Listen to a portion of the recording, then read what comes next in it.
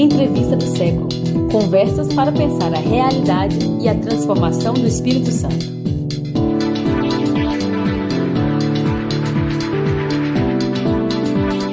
Olá, bem-vindo, bem-vinda, bem-vinde. Eu sou Vitor Taveira. Essa é mais uma entrevista do século, aqui direto do estúdio Rocket Filmes, em Vitória. Lembro a você que essa e outras entrevistas estão disponíveis nos canais Século Diário no YouTube, nas plataformas de áudio. Também estamos em seculodiario.com.br e no Instagram, que é @tvséculo. Hoje estamos aqui com mais um lançamento de livro, inclusive, e vamos conversar com a professora Euzeneia Carlos, Departamento de Ciências Sociais da UFES, né, que é uma das organizadoras dessa série de artigos que tem aqui, ó, Consequências de Movimentos Sociais nas Políticas Públicas no Brasil, Diversidade Teórica e de Casos. É um livro lançado pela Edufes, que é a editora da UFES. Professora, obrigado pela presença, bem-vinda.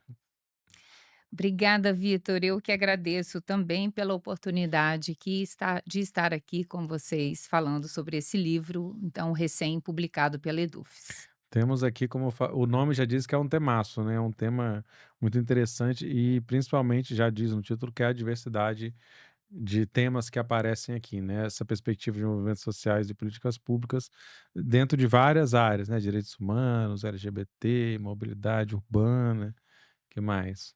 Eh, Fala de muitos assuntos, né? Saúde, educação e tudo mais. Eu queria que você contasse brevemente um pouco como é que é a experiência desse livro, quem participa dele, como é que foi construído, o que que você acha que ele traz de contribuição, assim, para o nosso debate. Então, esse é um livro propriamente acadêmico que ele é oriundo de pesquisa que foi realizada com auxílio da FAPES e do CNPq, e uma pesquisa que envolveu vários pesquisadores, não só da UFES, como também de outras instituições no Brasil. Como organizadoras, além de mim, também participa a professora Mônica Dobor e Maria do Carmo Albuquerque. E além de nós três, que então reunimos e organizamos essa obra, vários outros autores convidados também publicaram através de capítulos. O livro ele traz uma coletânea de 14 capítulos, além da introdução, que tem um formato mais teórico, mas o objetivo maior foi trazer, através desses 14 capítulos, casos empíricos diversos sobre movimentos sociais, que então guiaram, né, a sua investigação em torno da pergunta sobre como que movimentos sociais influenciam as políticas públicas. Normalmente se espera que movimentos sociais produzam impactos na política, seja na burocracia do Estado, nas políticas, nos partidos e até mesmo impactos na sociedade, mas responder a essa pergunta não é algo usual. Isso porque implica uma série de comprovações empíricas que são propriamente desafiadoras em termos metodológicos, para então, demonstrar como que movimentos sociais, eles importam para as políticas públicas em uma diversidade de temas. Então, orientados por essa pergunta, os estudos se desenvolveram e podem, nesse sentido, trazer, uma contribuição não só para a literatura acadêmica, mas também para os gestores públicos e para os movimentos Uhum. sociais. E aí falando assim, trazendo essa parte teórica que vocês colocam no livro, o que que vocês entendem como movimento social e o que que vocês entendem como política pública? E como é que essas coisas vão se cruzar? Essa é uma pergunta muito importante, né? Afinal, o que são movimentos sociais? Muitas vezes nós identificamos movimentos sociais como algum tipo de organização formalizada, mas na literatura mais contemporânea a gente vê que o movimento social ele envolve as organizações, mas ele vai além. no sentido de dizer respeito muito mais a uma rede de relações que então envolve desde ativistas independentes até organizações, coletivos, coalizões, redes em torno de uma temática. E o que produz essa unidade, que possibilita a gente chamar esses casos de movimentos sociais, é exatamente o fato desse conjunto de atores estarem reunidos em torno de uma identidade coletiva, portanto, eles compartilham um ideal a respeito de uma causa, que é sempre uma causa pública e que diz respeito à justiça social ou ambiental, e eles também se opõem, ou seja, eles têm uma oposição como algo claramente definido. Uma oposição que pode ser o Estado ou pode ser a própria sociedade. Uhum. Então, digamos, é uma definição de movimentos sociais que inclui organizações, mas que vai além dela. Portanto, entendemos movimentos como uma rede de relações informais. Ao passo que as políticas públicas diz respeito à forma como o Estado operacionaliza e constrói as intervenções públicas em uma série de temáticas que passam pelas políticas sociais, de direitos humanos, rurais, urbanas, vinculadas a temas específicos como juventude, políticas econômicas, de infraestrutura, ou seja, é a forma como o Estado operacionaliza a sua intervenção na sociedade, produzindo então programas, ações, projetos, leis, sistemas que então Hum. visam produzir um welfare states, né, um estado de bem-estar social em torno das diferentes impactas. Portanto, a relação, né, você perguntou qual a relação entre essas 2 coisas, né. Hum. O movimento social, nesse livro, ele é visto como um ator político.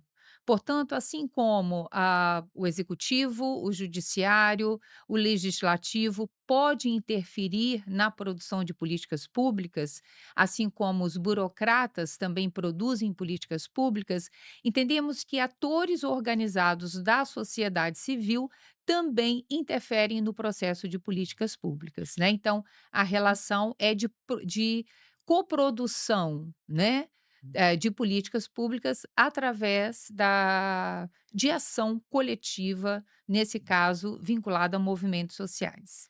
É, que aí a gente tem uma distinção, né, por exemplo, a gente fala muito, né, do lobby, pressão, as pessoas falam, né, que o governo é panela de pressão, né, então aonde a pressão está mais forte, eh, é onde leva o caminho, né, muitas vezes, inclusive, assim, mesmo em tempos, por exemplo, de políticos ou governos muito conservadores, às vezes você tem avanços, progressistas que são fruto de processos, né, dessas lutas sociais, que é diferente você falar dos movimentos sociais e se você falar de movimentos, por exemplo, empresariais, que também são sociedade civil, afinal, né. Só que eles têm uma outra forma de organização e de pressão, né. E assim, nós temos muitos movimentos,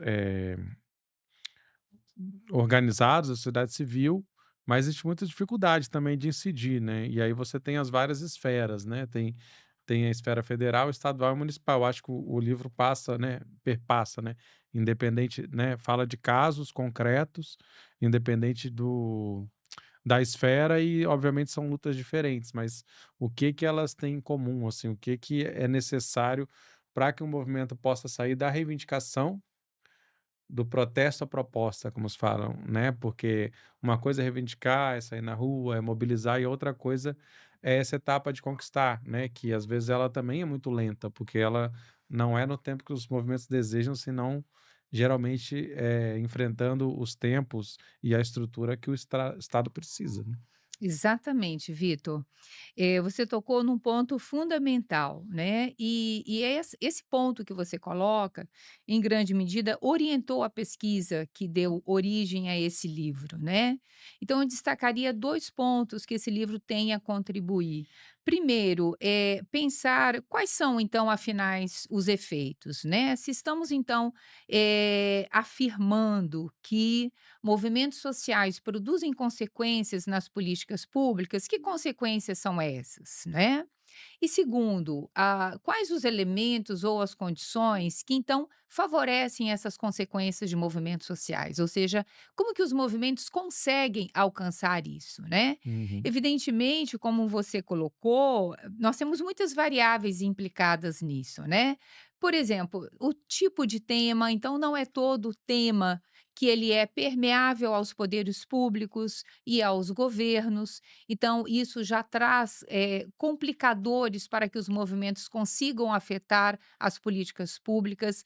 Além disso, a complexidade da política pública que diz respeito ao nível de governo, então, se é municipal, estadual e federal, e a própria capacidade de pressão e de coordenação da ação coletiva por parte dos movimentos sociais, né?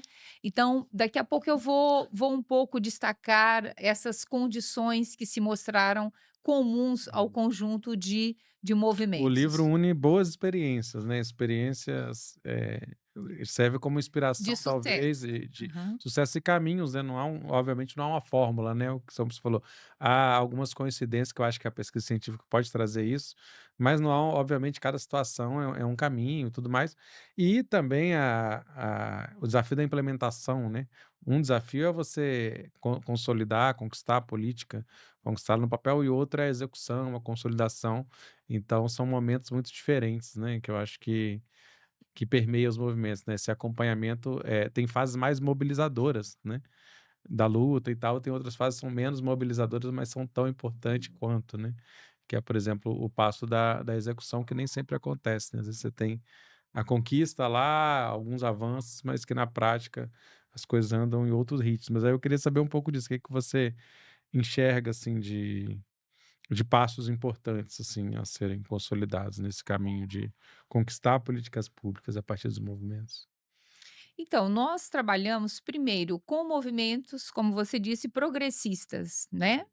Então, são movimentos entendidos como estando à frente do seu tempo. Então, eles sempre reivindicam uma causa no sentido da expansão da democracia e não da sua retração. Portanto, está no sentido do aprofundamento de correção das desigualdades sociais e das injustiças sociais, que, em geral, são reivindicações que estão no fronte da sociedade e que o Estado, na maioria das vezes, não consegue dar uma resposta à altura das necessidades existentes na sociedade, né?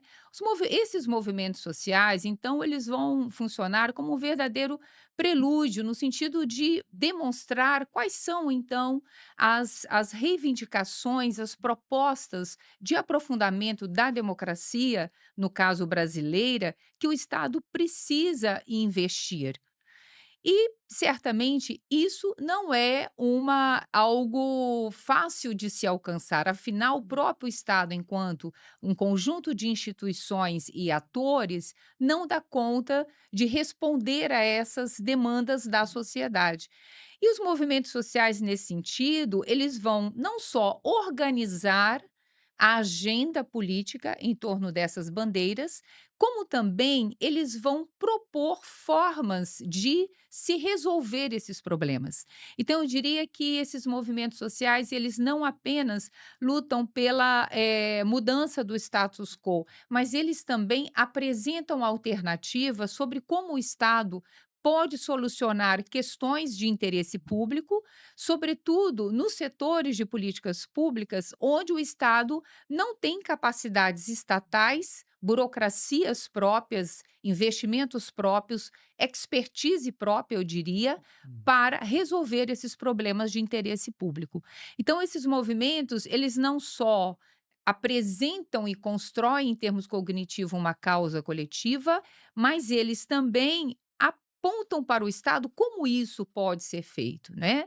E esse, inclusive, é um dos achados do livro, que é mostrar que os movimentos sociais, eles podem construir alternativas inovadoras de políticas públicas que podem ser incorporadas pelo Estado, sobretudo nas condições em que o Estado não possui capacidades estatais para desenvolver.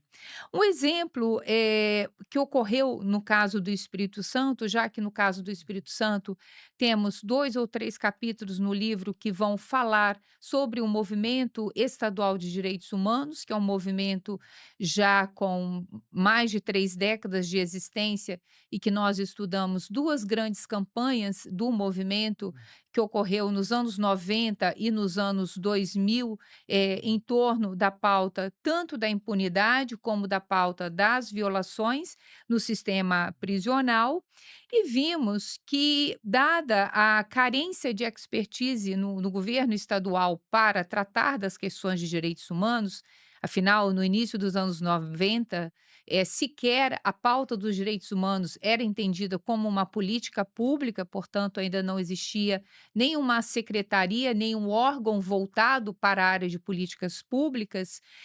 O movimento, então, ele vai construir um banco de dados para levantar toda a situação de homicídios no Espírito Santo em torno das violações cometidas contra crianças e adolescentes que eram exterminadas nas ruas, políticos que eram assassinados, lideranças sindicais, ativistas de direitos humanos.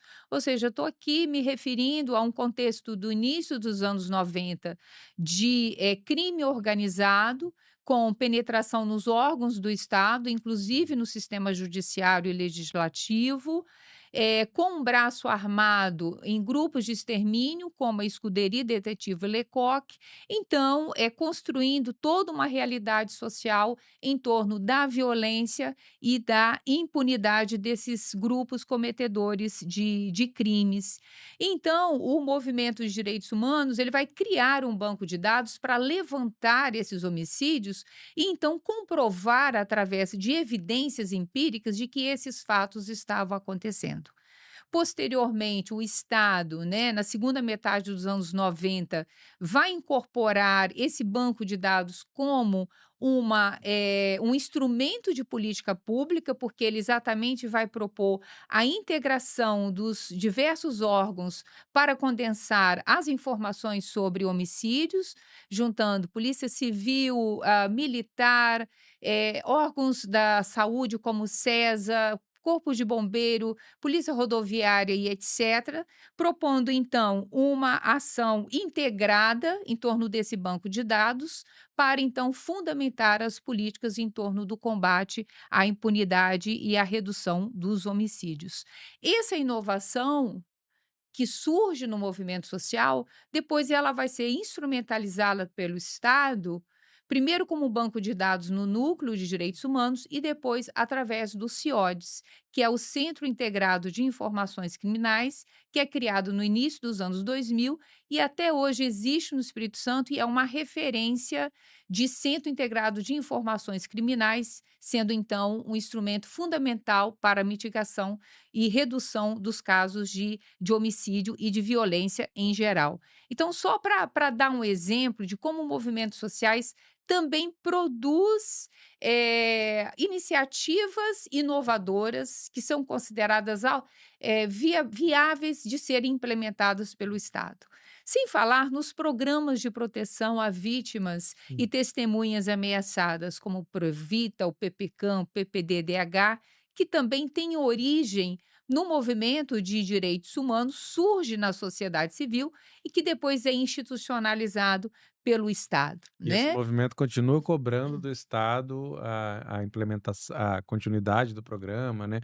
Tem algumas interrupções nesses programas, enfim, o movimento ele continua ali ativo nessa cobrança e nessa construção, né? Com lançamentos, relançamentos, enfim, esse movimento continua acompanhando. Isso também é bem interessante. Mas o que mais você traz assim, de bons exemplos que o livro traz, de boas. Não Então, sei. e aí o que a gente percebe, pensando sobretudo o ciclo de políticas públicas, né, que vai desde colocar um tema na agenda até a implementação. Então, nós temos alguns capítulos que vão pensar o ciclo, as etapas do ciclo de políticas públicas que esses movimentos afetam, mas também tem capítulos que vão falar do processo em si. né. Então algo que esse livro, identifica é que, assim como os movimentos sociais afetam a inclusão de um tema de interesse público na agenda governamental, ele pode também interferir para apresentar uma alternativa de política pública, como nós chamamos, né, portanto, uma solução sobre como agir, assim como ele pode afetar a decisão governamental, por exemplo, de criar um órgão, e ele pode afetar ainda a implementação da política pública. Embora a implementação seja uma das etapas menos estudadas, né? Mas por que que isso é importante de dizer? Porque a maioria dos estudos vão enfatizar que os movimentos sociais, em geral, interferem nas etapas iniciais do processo, portanto, na inclusão do tema na agenda, e que os outros momentos, eles são mais difíceis. De fato, por quê? Porque envolve outros fatores e torna a incidência do movimento mais, complexa.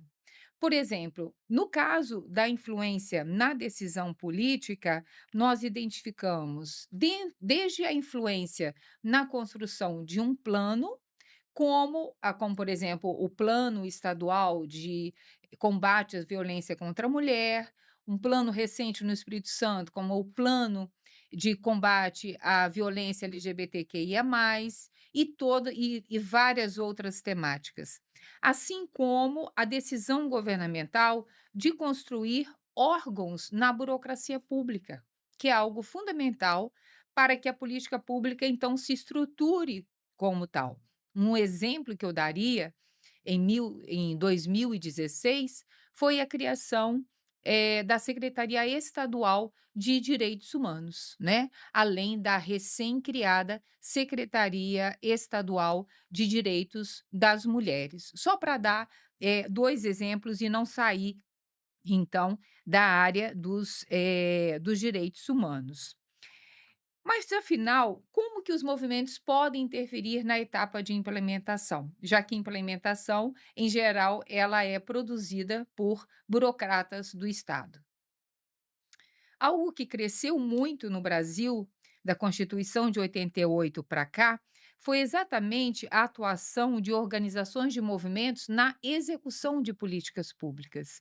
Então, até mesmo os programas de proteção que mencionei, como o Provita, ele é executado do início ao fim por organizações de direitos humanos, assim como, por exemplo, o Pronaf na área de agricultura familiar, na área de educação, na área da saúde, nós temos programas que são implementados por organizações da sociedade civil. Então, fazendo com que essas organizações estejam diretamente vinculadas ao provimento de serviços para os cidadãos. Então, essa é uma forma de impacto, mas outros tipos de impactos podem ser encontrados na medida que o estudo sobre a relação de movimentos com a implementação de políticas públicas possa ser, produzida. Um elemento importante a destacar, então, para a gente um pouco fechar esse ponto sobre quais são, afinal, os efeitos, é que a maioria dos impactos produzidos são considerados impactos incrementais. Portanto, não consiste em uma transformação, brusca da política pública nem do Estado, mas são pequenas transformações, mudanças incrementais, que no conjunto podem, a médio e longo prazo, produzir uma transformação na política pública. Um exemplo de mudança, incremental foi a criação, em 2006, da Lei Maria da Penha, depois seguida pela criação da Lei do Feminicídio e várias outras legislações. Se formos pensar, por exemplo, o caso do desastre do Rio Doce, a criação da lei que levou à Política Nacional de Direitos dos Atingidos. Então, esses são instrumentos de políticas que são considerados incrementais, porque eles vão produzir uma mudança estrutural na política apenas ao longo do tempo, quando somados a outros ganhos. Então eu diria que o impacto do movimento na política pública, ele se dá em um processo que envolve pequenos ganhos, embora também envolva retrocessos e derrotas.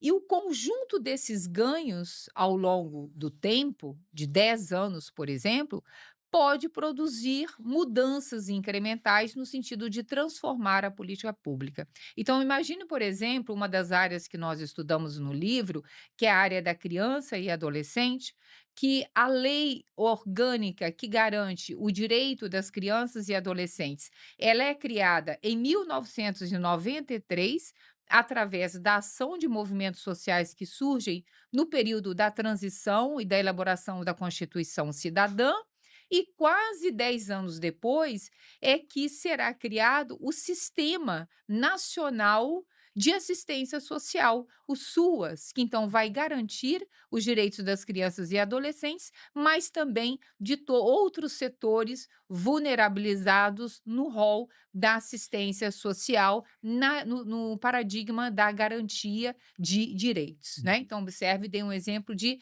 uma lei orgânica que surge 10 anos antes e depois você tem um sistema nacional. Então isso para mostrar que os ganhos incrementais, eles, com o tempo, eles podem produzir uma transformação estruturante na política pública, na medida que sistemas, fundos, orçamentos próprios vão sendo estruturados em torno de cada setor. A gente falar do próprio SUS, né, o Sistema Único de Saúde, que aí tem como marca a Constituição de 88, ele é fruto desse processo de luta social, né, de reivindicação.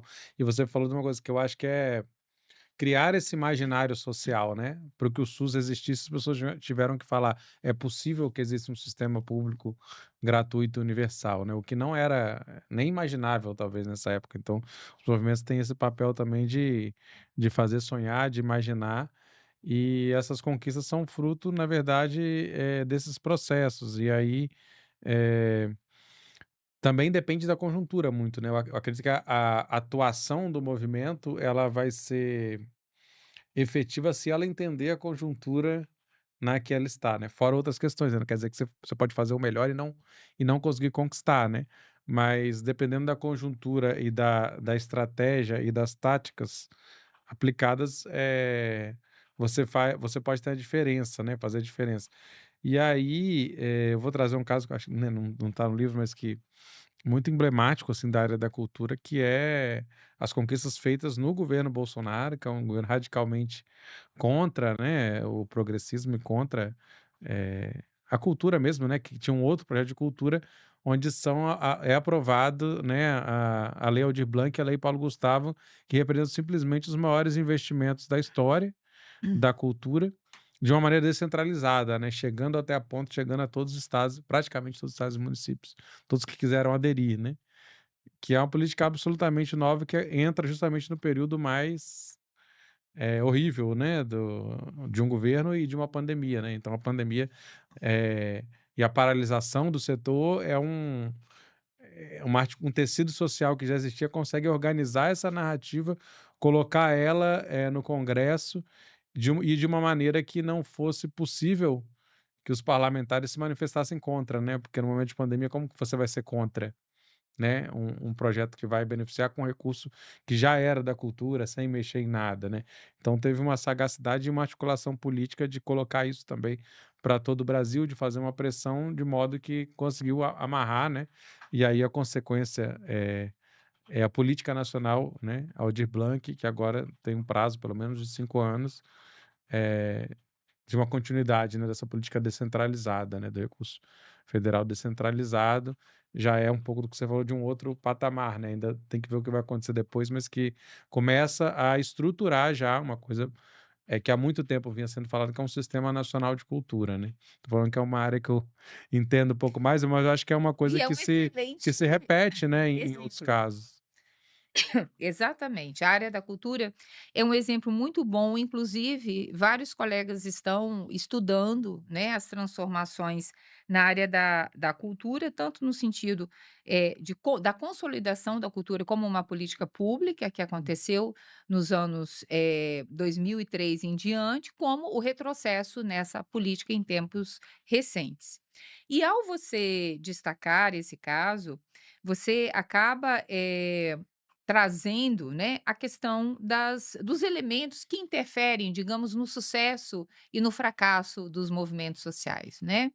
Afinal, os ganhos em termos de políticas públicas, no sentido de incluir as demandas de movimentos na política, não é nunca gratuito, né. Depende de uma série de fatores, porque afinal é um fenômeno político, sociológico e A cultural. gente fala muito, geralmente está muito ligado à ampliação de direitos, né? E para ampliação de direitos precisa alguém falar: "Opa, né, queremos mais", ou às vezes até existimos, né, porque tem setores que eles não são visualizados pela política pública, e a partir do momento que eles começam a se colocar, estar em espaços, a incidir politicamente, eles começam a ser vistos e conseguem colocar as demandas deles para que se possa criar inclusive novas políticas, além da Isso. consolidação do que já ou aprofundamento do que já existe, incluindo novos sujeitos, né. Isso, é assim que a política pública é construída e é assim que o sistema de políticas públicas e do welfare states, ele vai se ampliando, através de demandas que são postas na sociedade e na sociedade civil, e quando elas conseguem ser incorporadas pelo Estado. Só que essa incorporação depende de vários elementos. Então, o que que nós percebemos, olhando o conjunto dos casos, como recorrente, né? A pesquisa ajuda isso a pensar quais são os fatores que se repetem nos vários casos. É interessante porque no início dos anos 90, a literatura destacava muito apenas, digamos, a capacidade de pressão dos movimentos sociais.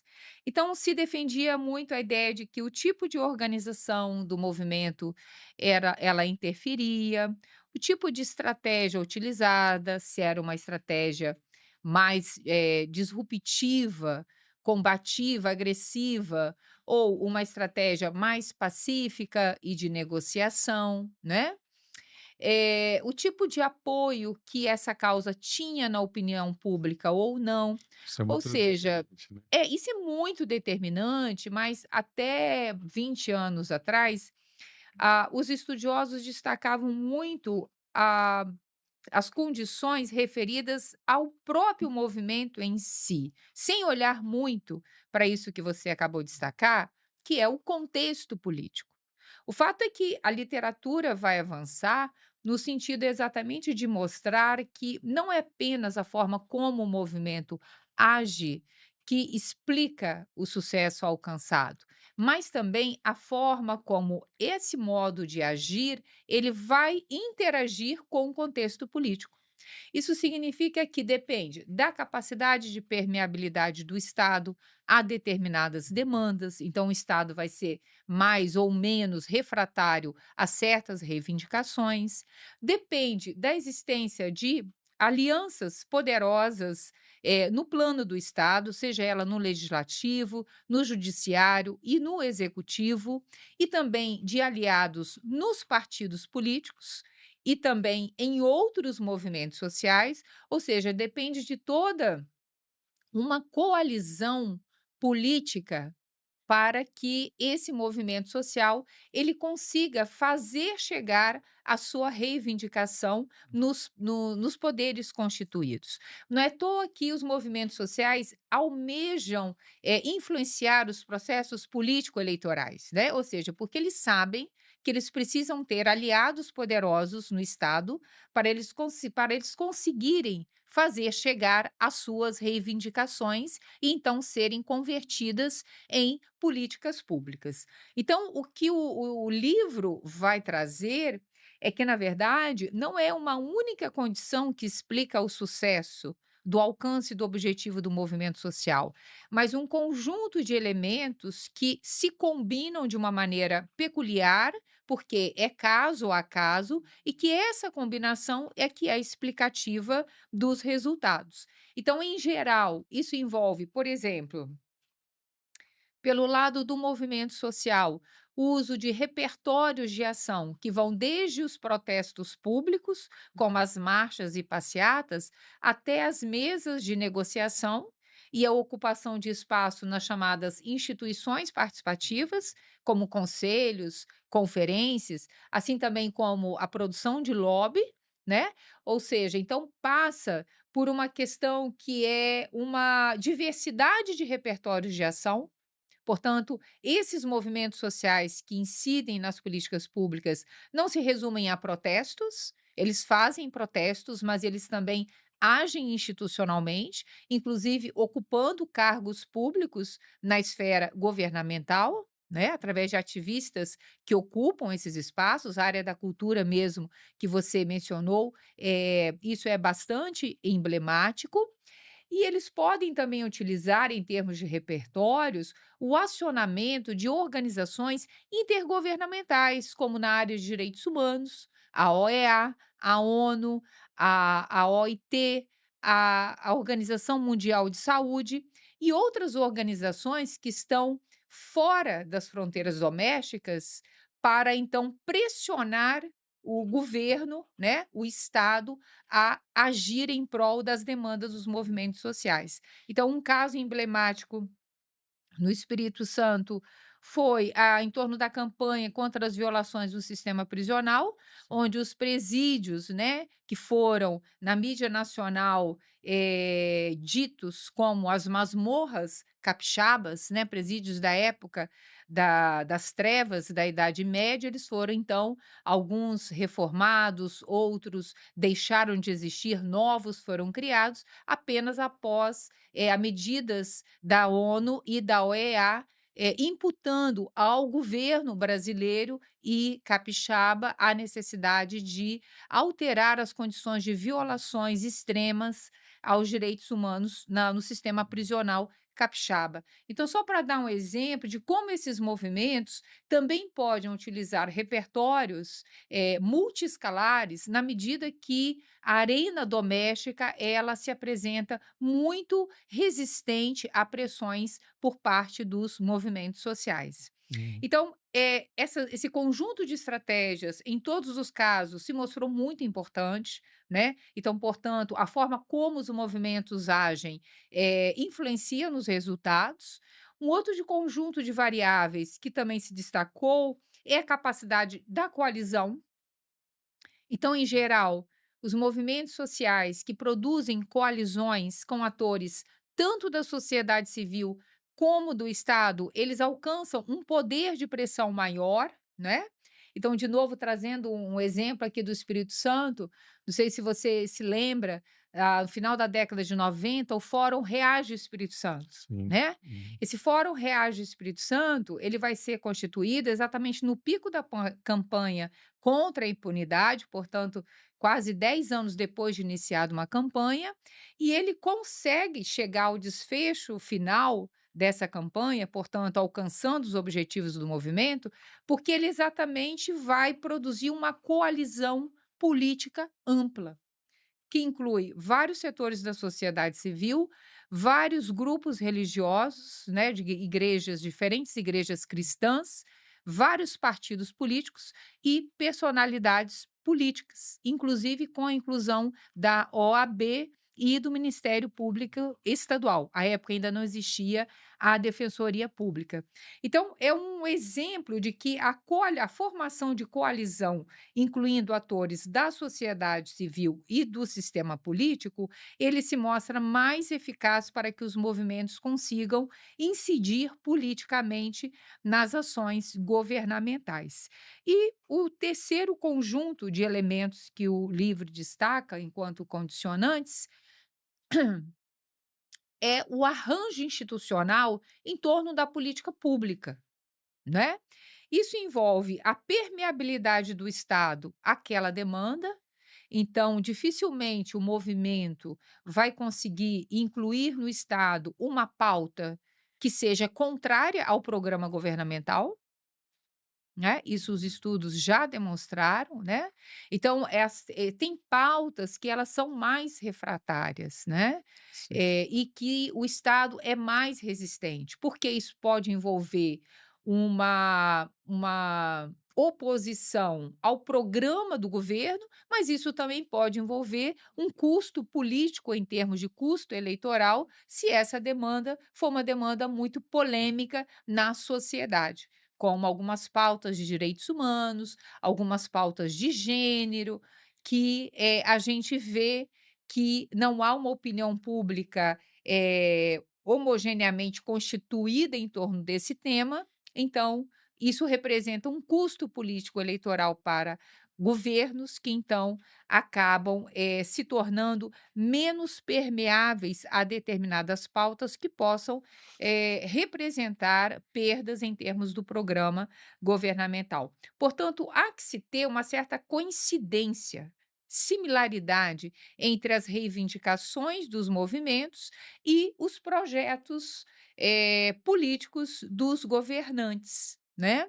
Sem falar no arranjo dessa política pública, que quanto melhor ela está estruturada, melhor ela incorpora as demandas da sociedade civil, né. Então, por exemplo, comparando saúde, educação, direitos, meio ambiente, agricultura familiar, a gente percebe como que os setores de políticas que estão mais consolidados no aparato do Estado, como saúde, educação e assistência social, eles são mais receptivos à incidência de movimentos sociais do que aqueles setores de políticas públicas que ainda estão parcamente consolidados, como, por exemplo, a área de direitos humanos, política para as mulheres, LGBTQIA+, política ambiental e outros setores. É verdade, né. E assim, também, é muito, como é que eu digo, muito, eh, enfim, tem uma grande complexidade aí, né, nessas formas de incidência, nesses momentos políticos, né, em que esses movimentos se manifestam, né, que é um pouco do que o livro traz. Eu queria, já estamos, assim, quase terminando nosso tempo, o que que você gostaria mais de acrescentar sobre, o que que dá para, que olhares mais dá para ter sobre essa relação, né, dos movimentos com o poder público, sabendo que também, assim, eh, às vezes, a dificuldade de estrutura mesmo que eu acho que os movimentos podem ter, né, para fazer, essas incidências e esses acompanhamentos, que mobilizar por um ato é uma coisa, que às vezes os movimentos até já estão acostumados, já costumam fazer, mas ele é um momento muito curto de um processo que geralmente leva muito tempo para você conseguir, consolidar e conquistar uma política. Exatamente. Ação coletiva, ela representa uma série de desafios, né, para os atores, engajados nesses processos. Existe um custo grande de produzir mobilização, de sustentar o engajamento político ao longo do tempo, Inclusive o custo financeiro, né, assim, custo mobilizar financeiro. uma grande marcha, por exemplo, é uma estrutura Exatamente. muito grande. Então não é fortuito, não é gratuito, não surge do nada, não é espontâneo, né, uma grande mobilização, como, por exemplo, vimos os protestos de junho de 2013, né, Uhum. você tem muitas organizações pré-existentes, grupos de base, que vão dar sustentação para que esses processos, aconteçam, né.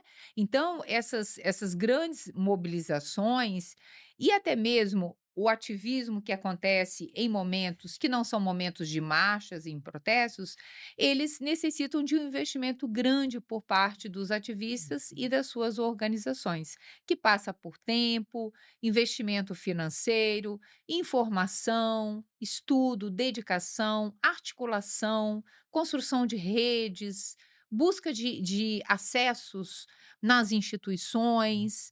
Então é uma complexidade que torna essa tarefa uma tarefa difícil de ser concretizada em pouco tempo. Então, em geral, os movimentos que conseguem incidir na política pública são movimentos que produzem ações em torno de 5, 8, 10 anos produzindo algo, né? Porque não basta que uma reivindicação ou que uma demanda ela esteja clara para os ativistas. Essa demanda, ela precisa alcançar visibilidade na sociedade.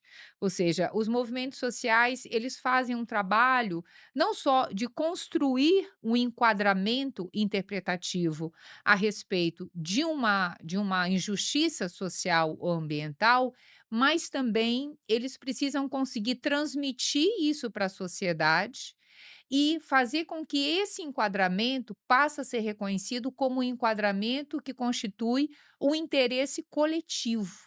Portanto, movimentos sociais, quando estão reivindicando uma causa pública, a sociedade precisa compreender e capturar a legitimidade dessa causa, né? Então, imagine você, no caso do desastre do Rio Doce, que ocorreu, vamos fazer já 10 anos do desastre do Rio Doce, o quão trabalhoso foi para o movimento dos atingidos por barragem, o MAB, construir a identidade de atingidos e construir a causa dos atingidos como uma coisa pública, a ponto de conseguir alterar o TETAC, né, o termo de transação e ajustamento de conduta, e depois levar a um processo de repactuação de um novo acordo, como o que foi assinado no final de 2024. Então, uma trajetória de 8 anos para que o movimento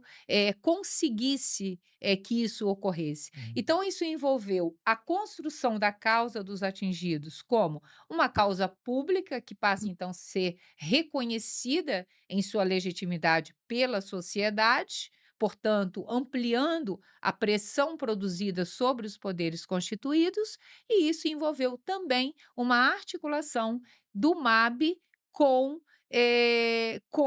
legisladores, governo federal, partidos políticos, para que então o acordo inicial de 2016 fosse reconsiderado e então proposto uma nova forma em torno de uma efetiva política de reparação dos danos no caso do desastre do Rio Doce. Só para dar o exemplo do quão, de fato, complexa que é. Ainda com críticas, né? Que o MAB ainda tem muitas críticas ao próprio Sim, processo e tal, mas reconhece, quer dizer, que foi um avanço e que esse avanço só foi possível graças a essa pressão, né? Se ninguém tivesse falado nada, as coisas continuariam como estavam, né? Com muitos problemas.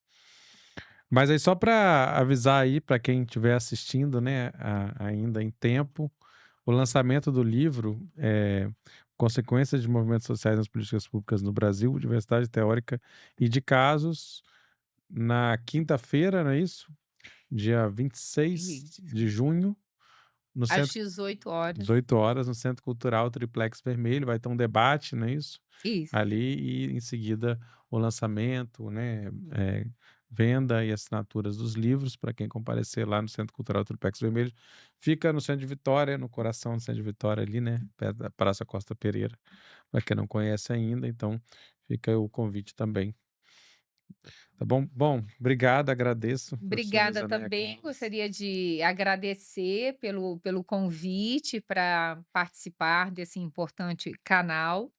É uma oportunidade para a difusão dessa obra e sintam-se todos convidados para se reunirem a nós na próxima quinta-feira, às 18 horas, no Centro Cultural Triplex Vermelho.